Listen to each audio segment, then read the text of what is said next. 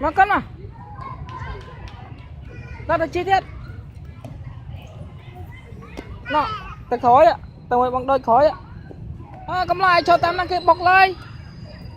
Nó là khăn khói nó.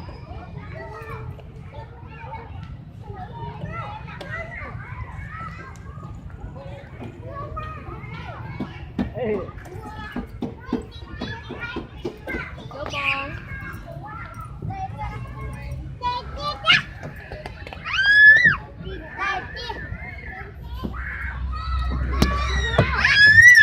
Đây. Hello. Cái đây.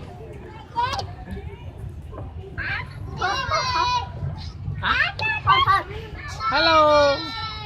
Oh.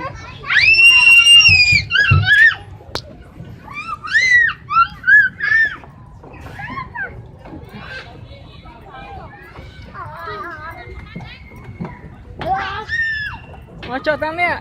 Nè nè nè tên này. Nè. Cái đây.